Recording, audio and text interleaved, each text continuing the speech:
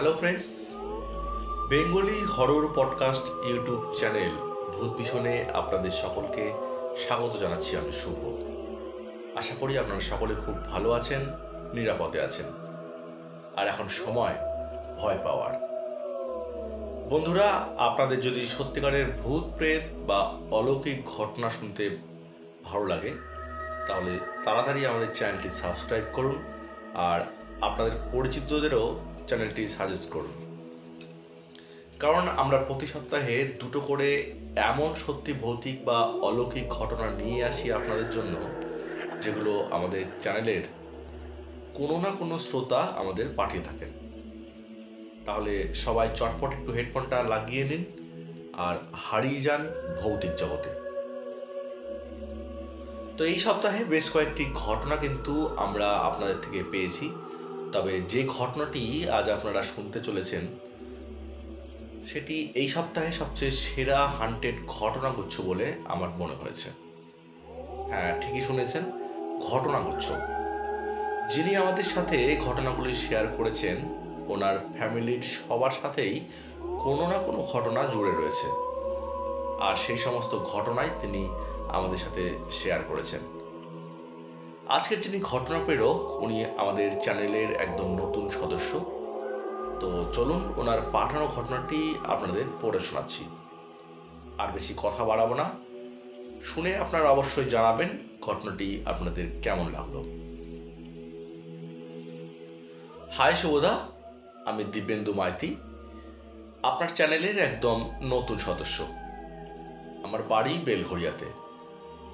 আমি 2019 সালে এইচএস দেওয়ার পর আশুতোষ কলেজে অ্যাডমিশন নিলেও গ্র্যাজুয়েশন কমপ্লিট করিনি। বর্তমানে ফুল টাইম ট্রেডিংয়ের কাজ করি। রাতে বেশিরভাগ সময় প্রায় দিনই আমাকে জাগতে হয়, যার জন্য অনেক নেগেটিভ জিনিসের আভাস আমি বহুদিন আর বহুবার উপলব্ধি করেছি। আজকে সেরকমই আমাদের পরিবারে ঘটা কিছু প্যারানর্মাল অ্যাক্টিভিটিসের কথা তোমার সাথে শেয়ার করার জন্য লিখে পাঠাচ্ছি। সবার প্রথমে বলে রাখি, আমাদের ফ্যামিলিতে আমরা 5 জন সদস্য। মা, বাবা, আমার ছোট বোন আর আমরা 2 ভাই। আমার বাবা একটি সরকারি অফিসে চাকরি করতেন, যার কারণে প্রতি 3-4 বছর পর পর ওনাকে বদলি হতে হতো। 2013 সালের ঘটনা। বাবার ট্রান্সফার হয় বাঁকুড়াতে। সেই সময় আমি ক্লাস 6-এ পড়ছিলাম। আমার বোন আর আমার ভাই মা বাবার সাথেই মায়ের ঘরে থাকতো, আর আমার জন্য আলাদা ঘর ছিল। বাঁকুড়াতে শিফট হওয়ার পর থেকেই অদ্ভুত অদ্ভুত রকম ঘটনা ঘটতে থাকে আমাদের সবার সাথেই, সেই বাড়িতে যেখানে আমরা ভাড়া নিয়েছিলাম। এখন জানি না শুধু আমরাই এই বিষয়গুলো উপলব্ধি করতে পারতাম নাকি অন্য কেউ কিছু জানতো এই বিষয়ে।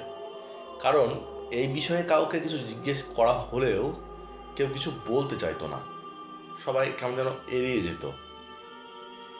আমরা জানুয়ারির 20-21 তারিখের দিকে বাঁকুড়ায় চলে গেছিলাম। সে বছরই অর্থাৎ 2013-তে ফেব্রুয়ারির শুরুতে একটা ঘটনা ঘটে। সমস্ত ঘটনার সেটাই ছিল প্রথম ঘটনা। ফেব্রুয়ারির শুরুর দিকে একটি ঘটনা বলি, যেটা আমার নিজের সাথে প্রথম ঘটে। সন্ধ্যায় টিউশন স্যার আসেন 6টার দিকে। আমি যেই ঘরে ঘুমাই সেই ঘরেই পড়তে বসছিলাম। হঠাৎ দেখলাম দরজা দিয়ে কেউ ঘরের মধ্যে ঢুকে ব্যালকনির দরজাটা খুলে ব্যালকনির দিকে গেল। আমি বিছানার উপর বসে পড়ছিলাম আর ঘরের দরজাটা আমার মুখোমুখি ছিল, যার জন্য স্পষ্ট বুঝতে পেরেছিলাম। কিন্তু যে ঘরে ঢুকেছে বলে মনে হয়েছিল তাকে আমার মায়ের মতো দেখতে ছিল না, আর আমার বুনু তখন খুবই ছোট। আমার থেকে বছর 2-3 বড় কোনো একটা মেয়েকে ঢুকতে দেখেছিলাম, কিন্তু অপরিচিত কেউ কিভাবে ঘরে আসবে সেটা বুঝতে পারছিলাম না। আমার বারবার ব্যালকনির দিকে তাকানোর জন্য স্যার আমাকে জিজ্ঞেস করে যে পড়া বাদ দিয়ে সেদিকে আমি কি দেখছি। আমি স্যারকে বলি যে কেউ একজন এসে ব্যালকনির দিকে গেল, কিন্তু সে আমাদের বাড়ির কেউ না। আমার কথা শুনে স্যার উঠে গিয়ে ব্যালকনির দরজাটা খুলে সেখানে কাউকে দেখতে না পেয়ে আমাকে বলে যে সেখানে তো কেউ নেই। আমি নিজেও উঠে গিয়ে দেখলাম সত্যিই কেউ সেখানে ছিল না, কিন্তু আমি স্পষ্ট কাউকে দেখেছিলাম। স্যারকে আমি আবার বলি যে আমি সত্যি কাউকে দরজা দিয়ে ঘরে ঢুকে ব্যালকনির দিকে যেতে দেখেছি। স্যার আমাকে বলেন, তুমি কি দেখেছো জানি না, তবে সেটা এখন নেই, তাই সেটা নিয়ে ভাবতে হবে না, পরে এটা নিয়ে কথা বলা যাবে। স্যার যাওয়ার পরে আমি মাকে গিয়ে সবকিছু বলি। মা আমাকে শুধু শুধু বকাবকি করে আর বলে যে তুই পড়া ফাঁকি দেওয়ার জন্য এইসব গল্প শুরু করেছিস। মাকে অনেকবার বলার পরেও আমার কথা বিশ্বাস করলো না। এরপরে আমি একটু ভয়ে ভয়েই থাকতাম, কারণ আমি নিজে চোখে কাউকে দেখেছিলাম। সেই সময় ভূত বলতে কোনো কিছু আছে সেটা আমি জানতাম না, কোনোদিন সে বিষয়ে শুনিও নি কখনো। যাই হোক, মোটামুটি 4-5 দিনের মাথায় স্যার সন্ধ্যার দিকে পড়াতে এলে পড়ানোর মাঝে বাথরুমে যায়। বাথরুমটা আমাদের ঘরের পরে। হঠাৎ করে স্যারের চিৎকারের আওয়াজ পাই। মা পাশের ঘরে বসে টিভি দেখছিল। চিৎকার শুনে মা দৌড়ে বেরোয়। আমিও দৌড়ে বাথরুমের দিকে যেতেই দেখলাম স্যার ভয়ে কাঁপছে। মা স্যারকে জিজ্ঞাসা করে যে হঠাৎ করে কি হয়েছে, কিন্তু স্যারের গলা দিয়ে কোনো আওয়াজ বেরোচ্ছিল না। মনে হচ্ছিল যেন কোনো কিছু দেখে ভীষণ রকম ভয় পেয়েছে। সে সময় বাবা বাড়িতেও ছিল না। আমার ছোট ভাইয়ের স্কুলের টিফিন আনার জন্য মোড়ের দিকে একটা দোকানে গেছিল। মা বাবাকে ফোন করে তাড়াতাড়ি বাড়ি আসতে বলে। বাবা 5 মিনিটের মধ্যে বাড়ি এলে মা বাবার কাছে সবকিছু খুলে বলে। স্যারকে আমাদের ডাইনিং টেবিলে বসিয়ে জল খেতে দেয় বাবা। কিছুক্ষণ পর স্যার স্বাভাবিক অবস্থায় এলে যা জানায় সবার শুনে গায়ের রক্ত রীতিমতো ঠান্ডা হয়ে আসে। স্যার বাথরুমের দরজা খুলে বাথরুমে ঢুকে যেই দরজাটা বন্ধ করেছে, দেখে বাথরুমের মধ্যে ভয়ঙ্কর দেখতে একটা মেয়ে, যার চোখ মুখ থেকে রক্ত ছিটকে ছিটকে বেরোচ্ছে, আর বীভৎস তার চেহারা। স্যারের এই ঘটনা বলার পরে কয়েকদিন আগে ঘটা ঘটনাটাও মা বাবাকে বলে। এরপরে বাবা সেই বাড়ির মালিককে ফোন করে, বিষয়টা বলে এবং জিজ্ঞাসা করে এর পিছনে কোনো কারণ আছে কিনা। কিন্তু বাড়ির মালিক এটা ওটা বাহানা দিয়ে ফোনটা কেটে দেয়। যেহেতু বাড়িওয়ালা অন্যত্র থাকতেন, তার কারণে বিষয়টার সম্বন্ধে খুব একটা পরিষ্কার ধারণা পাওয়া গেল না সেদিন রাতে। সেদিন আর ক্লাস হলো না। বাবা স্যারকে আমাদের গাড়িতে করে বাড়ি পৌঁছে দিয়ে আসে। অবিশ্বাস্যভাবে বাবার সাথেও সেই রাতেই আসার সময় রাস্তাতে একটা ঘটনা ঘটে, যেটা বাবা এসে আমাদের সবাইকে বলেছিল। ফাঁকা রাস্তায় বাবা গাড়ির আলোয় দেখতে পায় একটা স্কুটি রাস্তার মধ্যে পড়ে আছে, আর একজন মহিলা তার থেকে 2-3 হাত দূরে পড়ে আছে। বাবা স্কুটিটার কাছে গিয়ে গাড়ি থেকে নেমে মহিলাটিকে ডাক দিলেও যখন কোনো উত্তর পায়নি, বাবা মহিলাটাকে ধরে মাথাটা সোজা করতে নিলে দেখে মাথার এক পাশে কিছু নেই, বড় বা ভারী কিছুর আঘাতে থেতলে গেছে। বাবার কাছে এলাকার চেনা কোনো পুলিশের সাথে বা থানার কারোর সাথে যোগাযোগ না থাকার জন্য বাবা সেখানে আর দেরি না করে গাড়ি নিয়ে আমাদের যেখানে ভাড়া বাড়ি নেওয়া ছিল তার আগে ট্রাফিক মোড়ের কাছে গিয়ে সেখানকার ট্রাফিক অফিসার যে ছিলেন ওনাকে খবরটা দেন। অফিসার জায়গার ডিটেলসটা জেনে নিয়ে থানায় ফোন করে। থানা থেকে পুলিশ আসা পর্যন্ত বাবাকে ওখানেই থাকতে হয়। পুলিশের কয়েকজন অফিসার এলে সব শুনে নিয়ে তারা বাবাকে বাড়ি চলে যাওয়ার জন্য বলে। বাবা গাড়ি নিয়ে আমাদের মোড়ের কাছে আসা মাত্র পেছনের আয়নাতে গাড়ির মধ্যে এমন জিনিস দেখতে পায় যেটা দেখলে যে কোনো দুর্বল মানুষ হার্ট অ্যাটাক করতে পারে। যে মহিলাটিকে কিছুক্ষণ আগে রাস্তায় অ্যাক্সিডেন্ট হয়ে পড়ে থাকতে দেখেছিল বাবা, হুবহু তার মতোই দেখতে আর সেরকমই বীভৎস চেহারা নিয়ে সেই মহিলার অবিকল বাবার গাড়ির ব্যাক সিটে বসেছিল। বাবা বলেন, আয়নায় দেখা মাত্র ব্রেক করে গাড়ি থামিয়ে ব্যাক সিটের দিকে তাকিয়ে স্পষ্ট সেই মহিলাকে দেখতে পায় বাবা। সেই মোড় থেকে আমাদের সেই ভাড়া বাড়ির দূরত্ব খুব বেশি না হলেও 3 থেকে 350 মিটার মতো দূরত্ব ছিল। গাড়ি থেকে তাড়াতাড়ি নেমে কোনো দিকে না তাকিয়ে বাবা দৌড়ে বাড়ির দিকে আসে। আমরা সবাই তখন বাড়ির বাইরে রাস্তার সাথে লাগোয়া বাগানের মধ্যে দাঁড়িয়ে পায়চারি করছিলাম। বাবাকে দৌড়ে আসতে দেখে আমি দৌড়ে বাবার কাছে যাই। আমাকে দেখে বাবা চিৎকার করে ভেতরে যাওয়ার জন্য বলে। আমি ওখানে দাঁড়িয়ে পড়ি। বাবা এসে আমাকে বলে শিগগির বাড়িতে যাওয়ার জন্য। কিন্তু ঘন্টা খানেকেরও কিছু আগেও যে ঘটনা ঘটেছিল জন্য আমার স্যার ভয় পেয়েছিল, সেই কথা হঠাৎ বাবার মনে পড়ায় সেই বাগানেই মাটির মধ্যে বসে পড়ে। আমার ভাই আর বোন তখন ভালোই ছোট, সেজন্য মা আমি দুজনেই বাবাকে জিজ্ঞেস করি কি হয়েছে, যার জন্য এরকম অস্থির বাবা। সেই সময় বাবা আমাদেরকে জানায় রাস্তায় আস্তে আস্তে কি হয়েছে তার সাথে। প্রায় ঘন্টাখানেক বাগানের মধ্যেই থেকে এই সমস্ত ঘটনাগুলো নিয়ে কথা হয়। এর মধ্যেই 4-5 জন পুলিশ আমাদের বাড়ির কাছে আসে। বাবাকে গাড়ির ব্যাপারে জিজ্ঞাসাবাদ করেন যে গাড়ি ওইভাবে অন করা অবস্থায় রাস্তার মধ্যে রেখে কেন তিনি বাড়িতে এসেছেন। বাবা সেই পুলিশদের সব কথা খুলে বলেন। বাবার কথা শোনার পর সেই পুলিশরা কিছুক্ষণের জন্য যেন চুপ হয়ে যায়।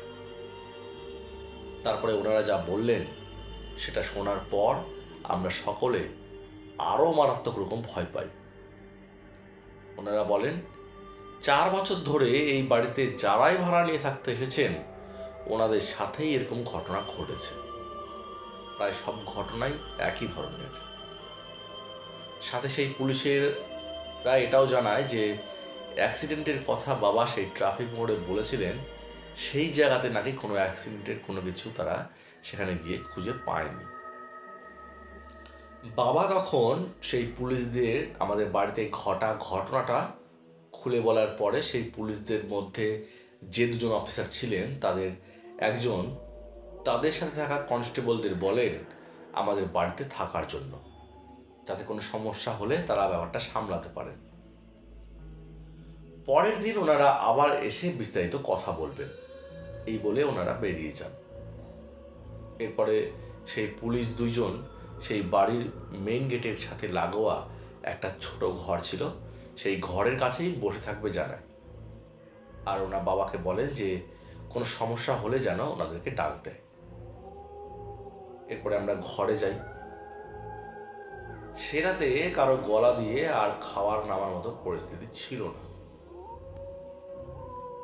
তাও বাবা মাকে বলে আমাদের 3 ভাই বোনকে হালকা কিছু খাইয়ে দেওয়ার জন্য। মা আমাদের জন্য আলু সিদ্ধ ভাত বানিয়ে খেতে দেয়। যাই হোক, সে রাতে আমরা একটা ঘরের মধ্যেই শোয়ার জন্য থাকি। রাতে কারোর চোখে ঘুম আসছিল না, কিন্তু আমাদের তো রাত জাগার অভ্যেস ছিল না, যার জন্য একটু বেশি রাতের দিকে আমি ঘুমিয়ে যাই। জানি না মা বাবারা কখন ঘুমিয়েছিল, তবে পরের দিন খুব সকালে ঘুম থেকে ওঠার পর দেখলাম মা বাবা দুজনের কেউ ঘরে নেই। ঘুম ভেঙে কাউকে না দেখে আমি সত্যি বলতে ভীষণ রকম ভয় পেয়ে গেছিলাম। ভয়ে চিৎকার করে মা আর বাবাকে ডাকতে থাকি। কিছুক্ষণের মধ্যে মা দৌড়ে ঘরে আসে আর আমাকে নিয়ে নিচের দিকে যায়, যেখানে রাতে 2 জন পুলিশ পাহারায় ছিল। গিয়ে দেখলাম সেই 2 জন পুলিশ বাবার সাথে কোনো বিষয় নিয়ে কথা বলছে। যতটা সেখান থেকে আর মায়ের থেকে কিছুটা জেনে বুঝতে পারলাম, রাতে সেই 2 জন পুলিশ কোনো অস্বাভাবিক কিছু সেই বাড়ির বাগানে লক্ষ্য করেছে। এরপরে তারা জানায় যে বাগানে খুব রাতের দিকে 2 জন মহিলা, একটি বাচ্চা এবং একজন পুরুষ মানুষের মতো কেউ বাগানের মধ্যে হেঁটে চলে বেড়াচ্ছিল। পুলিশদের মধ্যে একজন বিষয়টা দেখার পরে অপরজনকে জানানোর পরে বাগানের মধ্যে দেখা সেই লোকগুলোর পেছনে যায়, কিন্তু তারা দুজনেই জানায় কয়েক সেকেন্ডের জন্য তাদের দেখতে পেলেও তারা অস্বাভাবিকভাবে অদৃশ্য হয়ে যায়। এই ঘটনার পরে দুজন পুলিশ কর্মীও রীতিমতো ভয় পায়। তারা ব্যাপারটা থানায় সাথে সাথে জানানোর চেষ্টা করলেও কোনোভাবেই ফোনে তারা নাকি যোগাযোগ করতে পারেনি। ভোরের দিকে বাধ্য হয়ে তারা তখন বাবাকে ডাক দেয়। বাবার ফোন থেকেও অনেকক্ষণ যোগাযোগ করার চেষ্টা করা হলেও সেটা সম্ভব হয়নি। সকাল 7:30 মতো বাজছিল। সেই সময় পুলিশের জিপে করে আরো কয়েকজন পুলিশ আসে, সেই দুজন কনস্টেবলের সঙ্গে কথা বলে। তারা বাবার থেকে বাড়ির মালিকের ফোন নাম্বারটা নিয়ে তাকে ফোন করে, সে বাড়িতে আসতে বলে। এরপরে সেই বাড়ির মালিক সেখানে এলে সব কিছু তাকে পরিষ্কার জানানো হয়। আমার মা কোনো মতেই আর সেই বাড়িতে, এমনকি সেই এলাকাতেই থাকতে চাইছিল না আর, যার জন্য বাড়ির মালিককে ভাড়ার হিসাব বুঝিয়ে দেওয়ার পর বাবা অন্যত্র শিফট হওয়ার সিদ্ধান্ত নিয়ে ফেলে। বাড়ির মালিক এতে কোনো আপত্তি জানায়নি। যাই হোক, সেখান থেকে সেই দিনের মধ্যেই পুলিশের সাহায্য নিয়ে বাবা আরেকটি বাড়ির খোঁজ পায়, যেটা আগের সেই জায়গা থেকে আরো 7 কিলোমিটার মতো ভেতরে ছিল। ভেতরে হলেও কিছু করার ছিল না। অগত্যা সেদিন বিকেলের মধ্যেই সমস্ত আসবাবপত্র নিয়ে আমরা সেই পরের বাড়িটিতে শিফট হই। পুলিশের লোকেরা খুব বেশ হেল্প করেছিল এসব করতে। যে বাড়িতে আমরা গিয়ে উঠি সেটা 3 তলা একটা বাড়ি, যার ওপরের তালার কাজ তখনও চলছিল। আমরা দোতলার ফ্ল্যাটে উঠি। 2 BHK একটা ফ্ল্যাট, যার 2টি ঘরের সাথেই ব্যালকনি ছিল। ঘর দুটো ছিল উত্তর পশ্চিম বরাবর। একটা ব্যালকনি দিয়ে রাস্তার দিকটা দেখা যেত, আর একটা ব্যালকনি ছিল একটা পুকুরের সাইডে। আমি পুকুরের দিকের ঘরটাতে থাকবো বলে বাবাকে বলি, কিন্তু যেহেতু দুটো মাত্র ঘর আর রুমগুলো খুব একটা বড় না, তাই মা বাবাকে বলে যে ভাইকে ওর সাথে যেন থাকে, মানে আমার সাথে যেন রাখা হয়। শেষ পর্যন্ত সেটাই ফাইনাল হয়। প্রায় অনেকটা রাত হয়ে যায় আমাদের সবকিছু জিনিস গোছাতে গোছাতে। রাতে আর রান্না করা সম্ভব না জন্য বাবা সেই বাড়িটারই একটু পরে একটা হোটেল থেকে সবার জন্য খাবার নিয়ে আসে। রাতে সবাই খাওয়া দাওয়া করে শুয়ে পড়ি। সকালে উঠে আশ্চর্য একটা ঘটনা ঘটতে দেখা যায় সেই বাড়িতেও। রাতে যেখানে যেখানে যা যা রাখা হয়েছিল গুছিয়ে, দেখা গেল সব এলোমেলো। মানে যেটা যেখানে রাখা হয়েছিল সেটা সেখানে নেই, তার বদলে অন্য জিনিস সেখানে রয়েছে।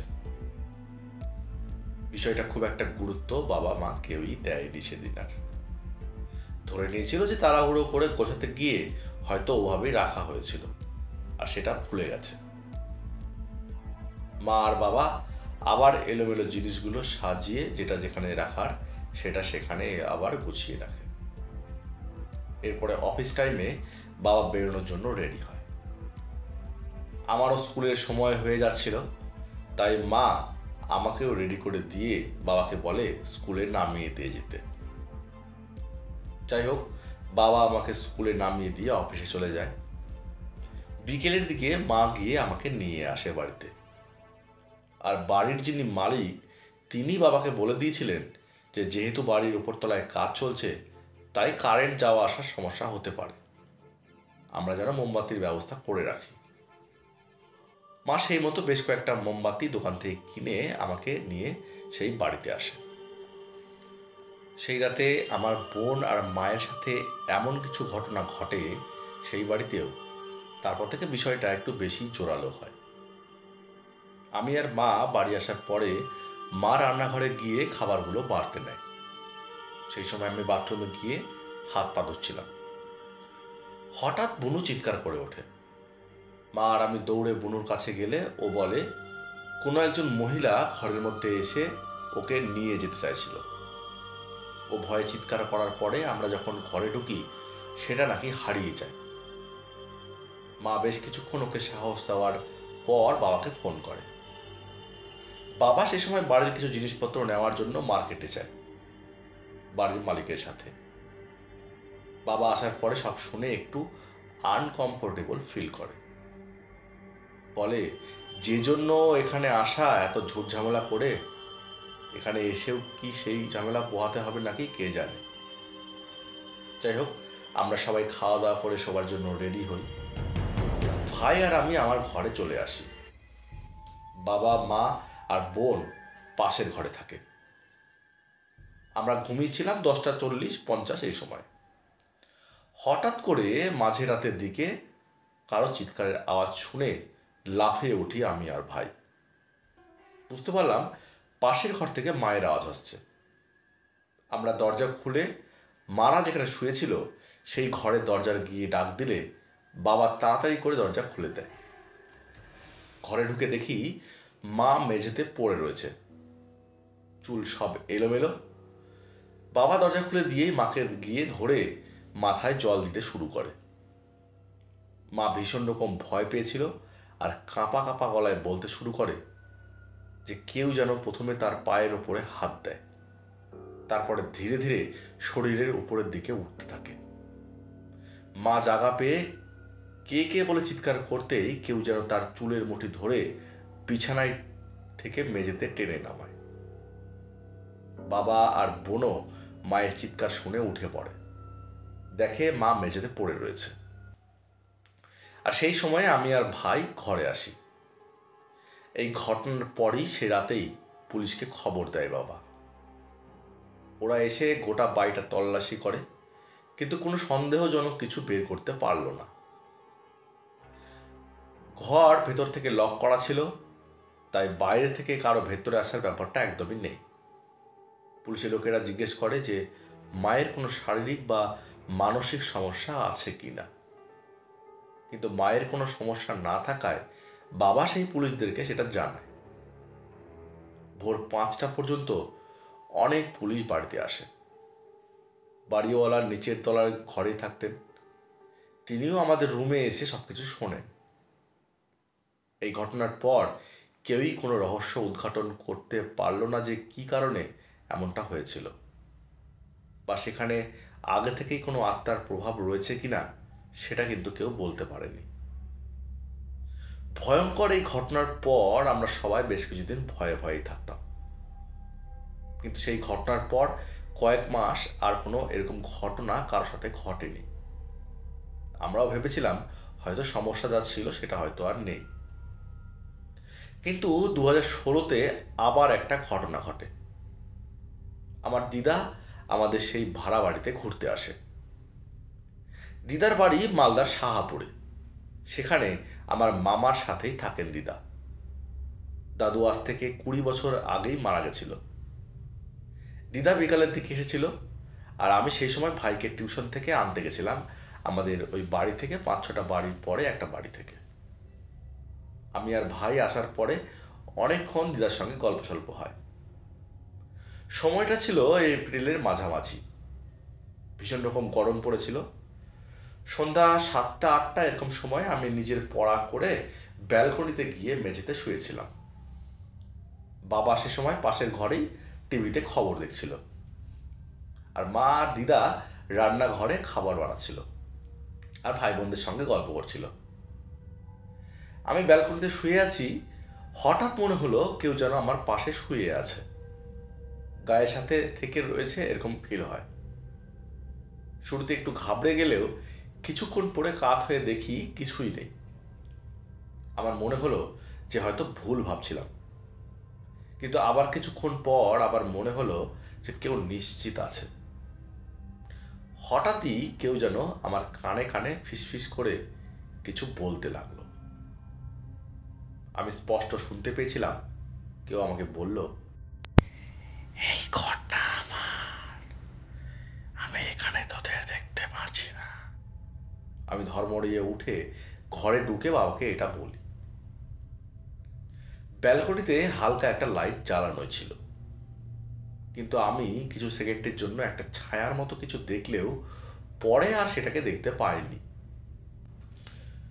বাবা লাইট এনে ব্যালকনির নিচের দিকে দেখে যে কেউ সেখান দিয়ে উঠে শয়তানি করছিল কিনা, কিন্তু কাউকেই দেখা যায়নি। পাশে শুয়ে থাকার ঘটনা বা এরকম অস্বাভাবিক ঘটনা এর আগে অনেকবার উপলব্ধি করায় ভয় জিনিসটা একটু কমে গেছিল।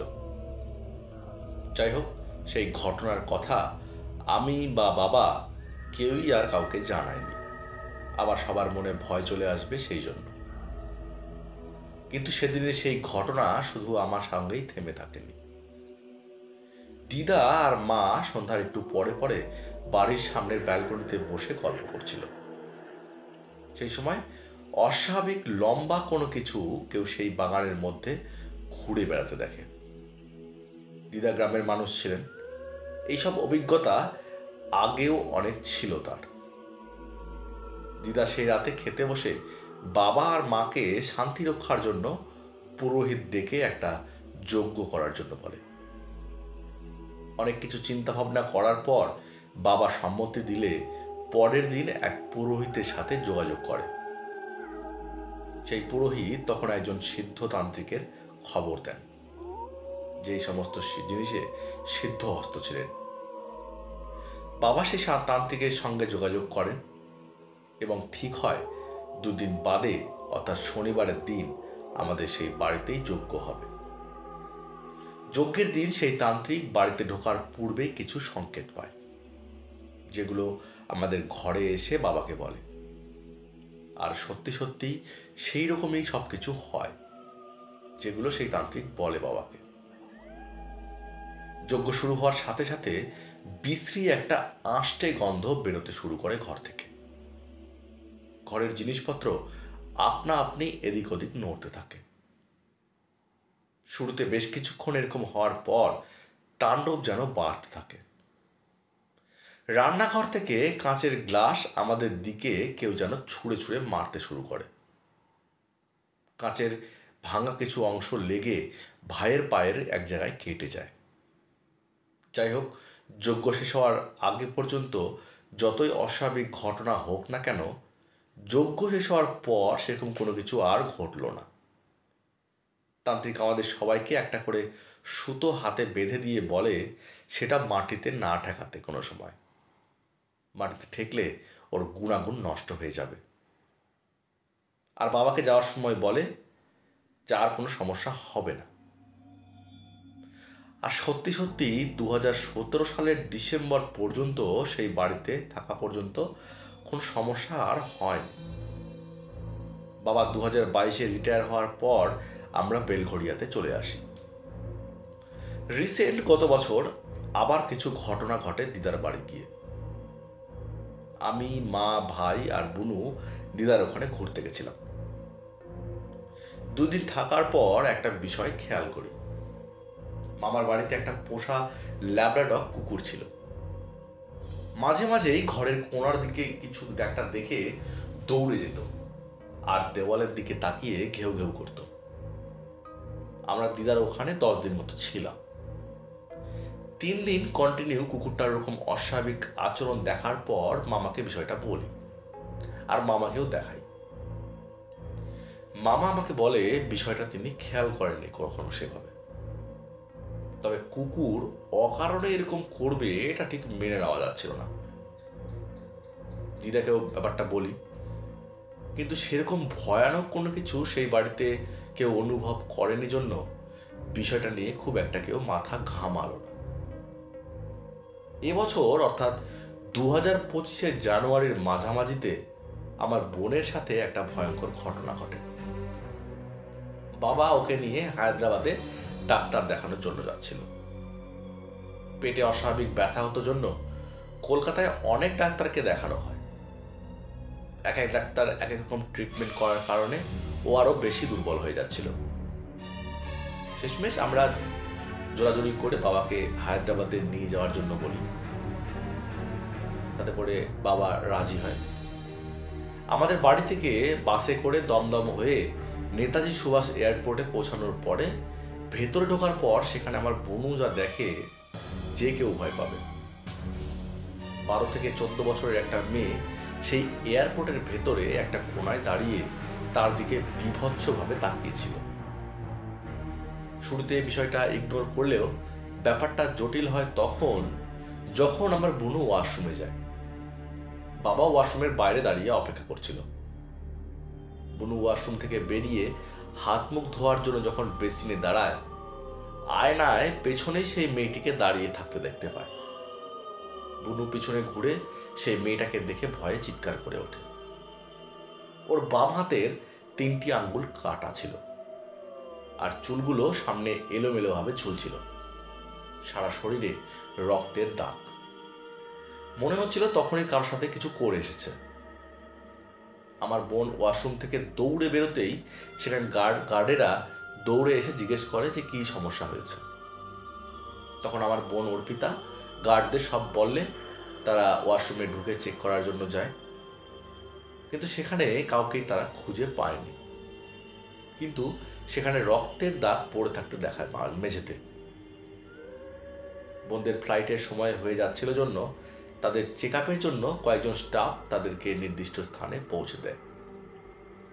এরপরে হায়দ্রাবাদে পৌঁছে বাবা আর বোন একটা হোটেলে খাওয়ার জন্য ঢোকে। সেখানেও বোন সেই মেয়েটিকে সেই বীভৎস অবস্থায় দেখতে পায়, যেমনটা কলকাতা এয়ারপোর্টে দেখতে পেয়েছিল। তারা সেই হোটেলে আর না খেয়ে বেরিয়ে এসে ট্যাক্সি নিয়ে একটা থাকার জন্য হোটেলে ওঠে। সেই ট্যাক্সি ড্রাইভারই হোটেলটা ঠিক করে দিয়েছিল। পরে সেখানে রেস্ট নেওয়ার পরদিন ডাক্তার দেখাতে যায় বাবা বোনকে নিয়ে। সেখানে নানা রকম পরীক্ষা করা হলেও কোনো রোগ তারা নির্ধারণ করতে পারে না। বাবা ডাক্তারকে আসার সময়ের সব ঘটনা বলার পর ডাক্তার একজন সাইকিয়াট্রিস্টের সাথে যোগাযোগ করতে পারেন। বাবা বোনকে নিয়ে সেখানেও যায়, কিন্তু সেই ডাক্তারও কোনো অসুবিধা হয়েছে এমনটা খুঁজে পায় না। অগত্যা বাবারা আবার বাড়ি চলে আসে, অর্থাৎ বেলঘড়িয়াতে চলে আসে। এখানে আসার পর রাস্তায় ঘটা সব ঘটনা বেশ কয়েকজনের সঙ্গে বাবা শেয়ার করে। তখন বাবারই পরিচিত একজন বাবাকে বলে, ডাক্তার তো দেখিয়ে আনলে, কোনো সমস্যা তো খুঁজে পেলে না, আপনি বরং কোনো ভালো কবিরাজ বা তান্ত্রিক দেখান, আশা করি ভালো ফল পাবেন। বাবা ওনার কথার পরে তখন খোঁজ নিয়ে এক তান্ত্রিকের সাথে দেখা করে, কথা বলে, এবং তান্ত্রিক বাবাকে জানায় বোনকে 2 দিন বাদে যেন নিয়ে যাওয়া হয় তার কাছে। 2 দিন বাদে বাবা মা দুজনে তখন বোনকে নিয়ে বারাসাতের সেই তান্ত্রিকের কাছে যায়। সেখানে বোনকে নিয়ে গেলে তান্ত্রিক জানায় বোনের উপরে এক অশরীরী ভর করেছে, যার জন্য এসব ঘটনা ঘটছে। তান্ত্রিক বোনকে মন্ত্রপুত তাবিজ দিয়ে আশীর্বাদ করে বলেন কোনো খারাপ কিছু আর ক্ষতি করতে পারবে না, আজ থেকে ও সুস্থ হয়ে যাবে। আজ মার্চের 13 তারিখ হয়ে গেল, কোনো সমস্যা এখনো আর বুঝতে পারছে না বোন। তো এই ছিল আমাদের ফ্যামিলির সবার সাথেই ঘটা কিছু অস্বাভাবিক ঘটনা, যেগুলো প্যারানরমাল অ্যাক্টিভিটিসের কারণে ঘটেছে। ঘটনাগুলো সব যেন পিছু ছাড়তে চাইছিল না। জানি না আবার কবে কার সাথে এমন আবার ঘটনা ঘটবে। যাই হোক, ঘটনাটি তোমার চ্যানেলে পড়ে শুনিও। আজকের মতো এটুকুই। যদি আরও কোনো ঘটনা ভবিষ্যতে ঘটে বা আমি জানি, তোমার সাথে অবশ্যই শেয়ার করব। ভালো থেকো, আর আরও এরকম ঘটনা আমাদের উপহার দিতে থাকো। তো বন্ধুরা, ভয়ঙ্কর এই ঘটনাটি আপনারা শুনলেন। ঘটনাগুলি কেন হয়েছে বলে আপনাদের মনে হলো অবশ্যই জানাবেন। আর পার্সোনালি আমার যেটা মনে হয় যে যখন কোনো প্যারানরমাল অ্যাক্টিভিটিস কোনো জায়গায় থাকে, তখন তারা সেই জায়গাটাকে নিজের বলে মনে করে। সেখানে কারো উপস্থিতি তারা হয়তো সহ্য করতে পারে না, তাই হয়তো তারা চায় না যে তাদের জায়গায় অন্য কেউ সেখানে থাকুক। সেজন্য হয়তো তাদের সেখানে উপস্থিতি রয়েছে এটা বোঝানোর জন্য ইঙ্গিত নানা রকম দিয়ে থাকে। ঘটনাটি শোনার পর আমার যেটা মনে হয়েছে যে যিনি ঘটনাটি পাঠিয়েছেন ওনার ফ্যামিলিকে অনেকবার সেখান থেকে অন্যত্র চলে যাওয়ার জন্য ইঙ্গিত দিয়েছে সেই ভূত প্রেত বা অশরীরী যাই বলি না কেন। যাই হোক, আপনারাও অনেকে হয়তো এইসব ঘটনার সম্মুখীন হয়েছেন কখনো, বা ভবিষ্যতেও হয়তো কারো কারোর সাথে এইসব মতো ঘটনা ঘটতে পারে। তাই আমি বলবো, আপনারা যারা ঘটনাটি শুনলেন, আপনারা এসব কিছু বিশ্বাস করুন বা নাই করুন, এসব কোনো কিছুর ইঙ্গিত পেলে প্লিজ সেখান থেকে সরে আসবেন। কারণ জগতে যদি সত্যি ভালো কিছুর অস্তিত্ব থাকে, তাহলে আমার মনে হয় খারাপ কিছু অবশ্যই রয়েছে, সেটা কিন্তু অস্বাভাবিক ব্যাপার নয়। সর্বোপরি দিব্যেন্দুদা, তোমাকে অসংখ্য ধন্যবাদ। এরকম একটা ঘটনা যে তোমার সাথে ঘটেছে বা তোমাদের পরিবারের সঙ্গে ঘটেছে, আর সেটা আমাদের সাথে শেয়ার করলে, তার জন্য আমরা চ্যানেলের তরফ থেকে তোমার প্রতি খুবই কৃতজ্ঞ রইলাম। আর এভাবেই আমাদেরকে ঘটনা পাঠাতে থেকেও, যদি ভবিষ্যতে কোনো ঘটনা জানতে পারো। আর শ্রোতা বন্ধুরা, আপনারা যারা ঘটনাটি শুনলেন, আপনারা কমেন্ট বক্সে কমেন্ট করে জানাবেন যে ঘটনাটি আপনাদের কেমন লেগেছে। আর এরকম যদি কোনো ঘটনা আপনাদের জানা থাকে বা আপনাদের সঙ্গে ঘটে থাকে, তাহলে সেই সমস্ত ঘটনা কিন্তু আমাদের সাথে আমাদের চ্যানেলে আপনারা শেয়ার করতে পারেন। আর আমি চ্যানেলের তরফ থেকে আপনাদের অনুরোধ করব যে আমাদের চ্যানেলটি যদি আপনারা সাবস্ক্রাইব না করে থাকেন, তাহলে চ্যানেলটি সাবস্ক্রাইব করবেন। আর আপনাদের পরিচিত সবাইকে একটু চ্যানেলের লিঙ্কটা শেয়ার করে দেবেন, আর তারা যাতে আমাদের চ্যানেলের সঙ্গে যুক্ত হতে পারে। তাহলে কি হবে, আপনারা জানেন যে যত সংখ্যক শ্রোতা আমাদের চ্যানেলে জুড়বেন, তত সংখ্যক ঘটনা বা আরও নতুন নতুন ঘটনা শোনার প্রবণতা কিন্তু আমাদের বাড়বে। আরও নতুন নতুন ঘটনা আমরা জানতে পারবো। তো যাই হোক, যদি আপনারা ঘটনা পাঠাতে চান, তাহলে আমাদের চ্যানেলের ইমেল আইডিতে আপনারা কিন্তু ইমেল করে ঘটনা পাঠাতে পারেন। আমাদের চ্যানেলের ইমেল আইডি হলো bhutbhishanstory@gmail.com। এছাড়া আপনারা যদি আমাদের সঙ্গে ইনস্টাগ্রামে যোগাযোগ করতে চান বা ফেসবুকে যোগাযোগ করতে চান, তাহলে যোগাযোগ করুন শুভ1694, এছাড়া অমৃতা সরকার 4540-তে। এসব ছাড়াও যদি আপনারা আমাদের সঙ্গে সরাসরি যোগাযোগ করতে চান, তাহলে আপনারা যোগাযোগ করতে পারেন আমাদের চ্যানেলের হোয়াটসঅ্যাপ নাম্বারে। আমাদের হোয়াটসঅ্যাপ নাম্বারে আপনারা ফোন কলও করতে পারেন বা মেসেজ করেও জানাতে পারেন সেই সমস্ত ঘটনা। আর যদি আপনারা কেউ আমাদের চ্যানেলের স্টুডিওতে এসে লাইভে ঘটনা বলতে চান, তাহলে হোয়াটসঅ্যাপে কিন্তু আপনারা আমাদেরকে জানাবেন যে আপনি আপনার ঘটনাটি আমাদের সাথে লাইভে শেয়ার করতে চান আমাদের স্টুডিওতে এসে। আমাদের হোয়াটসঅ্যাপ নাম্বার হলো 9563116731। আমরা আমাদের চ্যানেলের ডেসক্রিপশনে, এই ঘটনাটির ডেসক্রিপশনে আমরা আমাদের সঙ্গে যোগাযোগ করার লিঙ্কগুলো বা হোয়াটসঅ্যাপের নাম্বারটি আমরা কিন্তু শেয়ার করে রাখবো। আপনারা সেখান থেকে কপি করে বা নাম্বারটা নিয়ে কিন্তু আমাদের সঙ্গে যোগাযোগ করতে পারেন। দেশের বাইরে থেকে অনেকেই ঘটনা শোনেন আমাদের, বাংলাদেশ থেকে অনেক শ্রোতা বা ইউনাইটেড স্টেট থেকেও কিন্তু অনেক বাঙালি আমাদের চ্যানেলের ঘটনা শোনেন। আপনাদের প্রতি আমরা চিরকৃতজ্ঞ। এভাবে আমাদের পাশে থাকবেন, আর আমাদের কোনো ঘটনা জানা থাকলে লিখে পাঠাবেন। তো দেশের বাইরে থেকে যদি কেউ ঘটনা পাঠাতে চান, আপনারা আমাদের ভয়েস ক্লিপ করে ঘটনা পাঠাতে পারেন। আমরা সেই সমস্ত ঘটনা প্রতি শনি ও মঙ্গলবার যে কোনো একটি দিনে কিন্তু আপলোড করব। তো অনেকে এই সমস্ত ঘটনা বিশ্বাস করবেন না, আমি জানি। তো আমি সাথে আপনাদেরকে জোর করছি না যে আপনাদের ঘটনাগুলো বিশ্বাস করতেই হবে। অনেকেই SMS করেন, মানে কমেন্ট করেন যে এই সমস্ত ঘটনাকে সত্যি কিনা। তো আপনারা জানুন যে আমাদের এই চ্যানেলে কিন্তু সমস্ত ঘটনা সত্যি আপলোড করা হয়, যেগুলো আমাদের শ্রোতাই কিন্তু বিভিন্ন ধরনের শ্রোতা তাদের সঙ্গে জীবনে ঘটা বা শোনা ঘটনা কিন্তু আমার সঙ্গে শেয়ার করেন। আর সেই সমস্ত ঘটনায় কিন্তু আমরা আপনাদের পডকাস্ট করে শোনাই। আমরা সেই সমস্ত ঘটনা সত্যি মিথ্যে যাচাই করিনি, তাই আমাদের পক্ষে বলা সম্ভব না সেই সমস্ত ঘটনা ঘটেছে কিনা। তবে যেহেতু শ্রোতাগণ আমাদেরকে এত সময় ধরে টাইম নিয়ে আমাদেরকে লিখে পাঠান, আমার মনে হয় না সেই সমস্ত ঘটনা কেউ বানিয়ে এত সময় ধরে আমাদেরকে লিখে পাঠাবেন। তো যাই হোক, আপনারা যদি বিশ্বাস না করেন এই সমস্ত ঘটনা, তাহলে আমি বলবো যে আপনারা এই সমস্ত ঘটনা এন্টারটেনমেন্ট হিসেবে শুনতে পারেন। তো যাই হোক, আগামী শনিবারে আরও একটি হাড়হিম করা ভৌতিক ঘটনা নিয়ে আপনাদের সঙ্গে হাজির হব, যেটি আমাদের চ্যানেলেরই আরেকজন নতুন সদস্য কিন্তু পাঠিয়েছেন।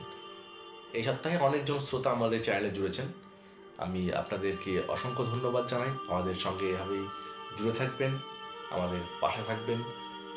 আর যে সমস্ত শ্রোতা এখনও চ্যানেলটি সাবস্ক্রাইব করেনি, আমি আবারও বলছি, আপনারা প্লিজ চ্যানেলটি সাবস্ক্রাইব করে পাশে থাকা বেল আইকনটিকে টাচ করে নোটিফিকেশান অন করে রাখবেন।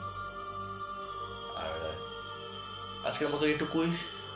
সবাই ভালো থাকবেন, সুস্থ থাকবেন, আর আমাদের চ্যানেলের ঘটনাগুলো শুনতে থাকবেন। শুভরাত্রি, সবাই ভালো থাকবেন।